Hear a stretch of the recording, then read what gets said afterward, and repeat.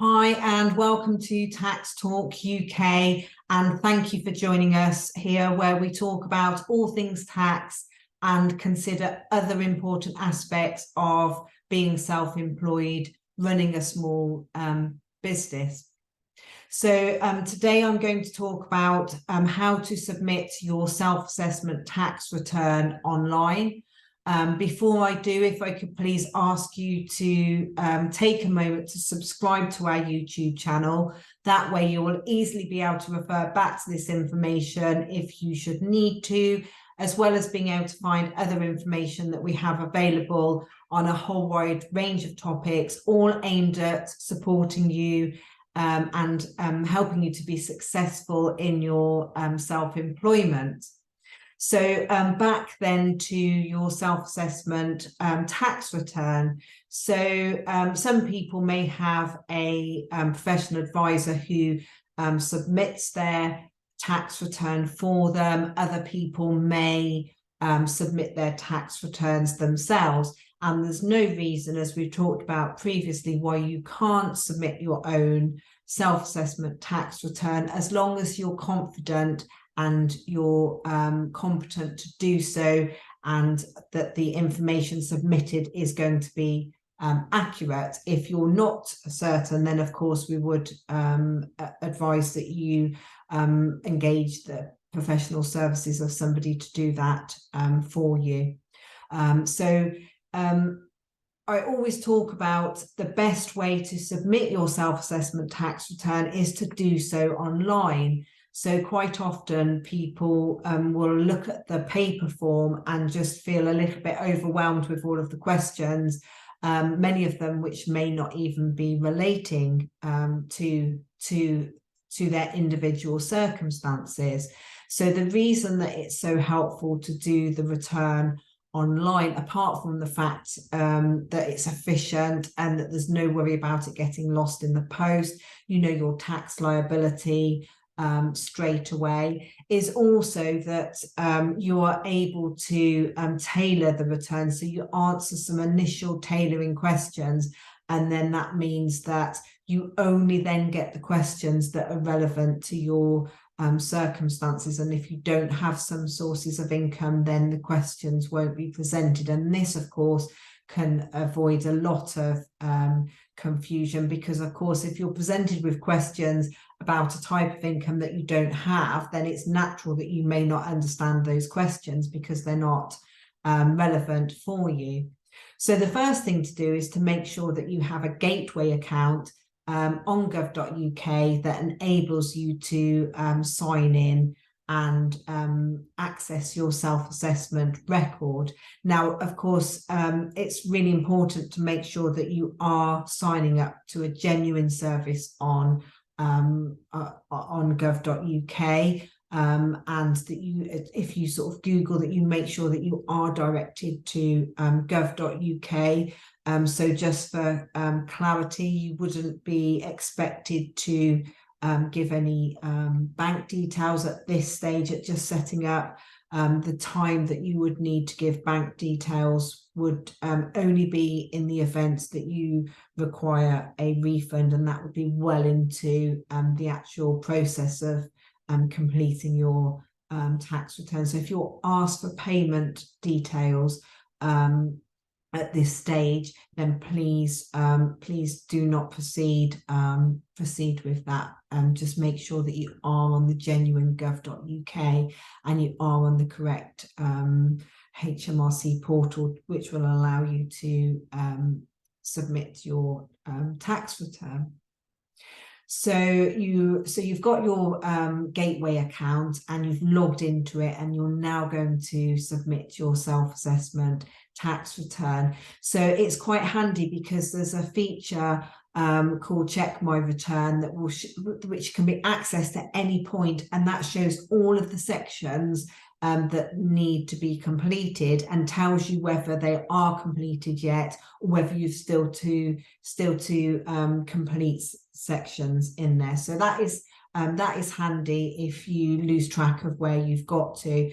But what I would suggest is that you follow the return through in the natural order of the progress that HMRC presents the questions to you. So initially you'll be asked to enter some basic information about yourself, your personal details, your national insurance number, and so forth, which would really be sufficient to identify you. Then we come on to what I mentioned earlier, the tailoring questions. So this is 3 pages where you're asked, do you have this income? Are you claiming this allowance? And this, if you say yes, then you will be presented with the relevant questions for that section. If you say that it's not relevant for you, then you won't be presented those questions. So once you've completed your tailoring, the tailoring questions, then you will progress on to actually the detail of the different types of income that you've had. So I won't go into it a lot in this video because we've talked about it in detail before in other videos. But of course, when you're completing your self-assessment tax return, you are notifying HMRC of all of the income from all sources, regardless of whether it's already been taxed at source. So if you are self-employed and employed, and your employer has deducted your tax and national insurance, you still need to include this because, of course, otherwise your tax calculation won't be correct. For a start, it's important because, of course, tax is cumulative. So all of the income from all of the sources is brought together, and that will affect things like the application of your personal allowance, the rate of tax, and the threshold that you fall into. So you will then move through those screens. Some information may not be applicable. For example, you may have interest, and you will be asked for interest after tax and before tax,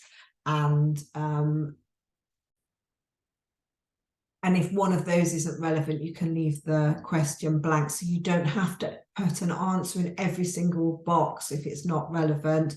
If the portal requires an answer, either an answer is compulsory for a question, it will prompt you before you move on to the next screen to say, well, hang on a sec, you have to put an answer in that box. So once you've completed all of the details of the income that you've had, then you'll move on to questions that relate to things like if you've underpaid tax in previous years, overpaid tax, and student loans, if you're a CIS subcontractor, if you've had any deductions made, those sorts of questions. Now, if you have had an underpayment or an overpayment in previous taxes, if you've had an overpayment, you should have had it back by now. But if you've had an underpayment, for example, that's been collected through your tax code, then you should already know about that before you get to that section of the tax return. So you should know whether you've got anything to include that's been carried forward. If you do have an overpayment of tax, if you remember right at the start, I said the only time you'll be asked for bank details, and that is in this section of the self-assessment tax return. So if you have made if you have had an overpayment of tax, i.e. you've paid too much tax and you now need that to be refunded, you will now be presented with a section which will ask for those details, but it will only ask for the account name, the bank, the sort code, and the account number. It wouldn't ask for any sort of security details or anything like that, just those basic details to enable HMRC to send the payment to you. Now, if you're not due an overpayment to be refunded to you, then there's no need to fill in that detail. You can just mark that as not accessible. And then right at the end, you just get a little box where you can put any information to HMRC that you think that they should know about, or that you haven't had the opportunity.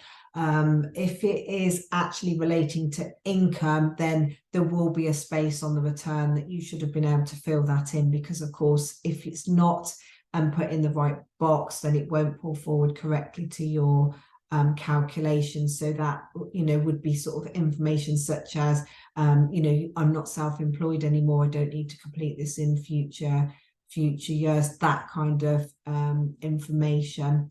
So once you have filled in all of the boxes, and then you get to the check my return, and everything is showing as entered, no red marks showing anything missed, then you will have the opportunity to save your return. So I would suggest that you save that to your local drive for future reference, and also just to enable you to scan through it and also review your tax calculation, which will then present itself for you to review. So this is a good way of checking that the information, you have entered it all correctly and accurately as you intended, because you will now be presented with a list of the income that you've received. Is all of the income that you've received on the tax year on there? Is everything you intended to complete, or have you do you now realize that you've missed something? And you can go back at any point to, even back to the tailoring, if you realize, actually I did have that source of income, and perhaps, you know, you forgot about it because it was taxed at source, but it must go on to the onto the return.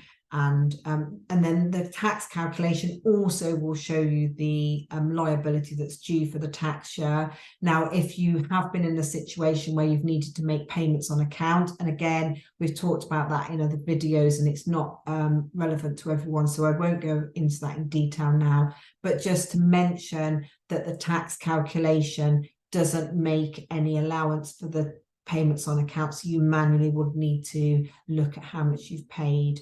And once the return has been submitted and processed, you will then be able to go back to the tax year in your gateway account, and that will show you the liability that's now no longer based on an estimate, but based on the actual return submitted, and see how much has been paid towards that.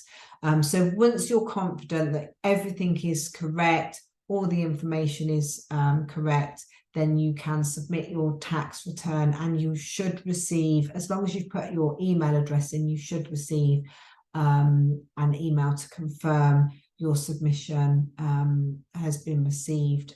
Okay, if you don't receive that, you can log into your back into your gateway account a few days later. Will show you, you'll be able to see there that the return has been received successfully.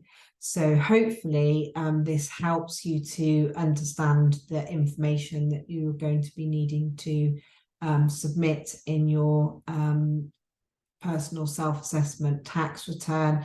Please don't leave it till the last minute, because that does make things very stressful. If you get partway through and you realize that you haven't got some information together that you needed to, then you can just save where you've got to, and once you've got that information, you can go back into, but obviously ideally you will get all of the information together before you proceed to submit your tax return. So hopefully this helps. Just a reminder once more that the deadline is the 31st of January. That is also the deadline for you paying your liability. So get your tax return done as soon as possible, and then it's out of the way and you know how much you need to pay. Thank you very much for watching. As I mentioned earlier, please do take a moment to subscribe to our YouTube channel. Thank you. Goodbye.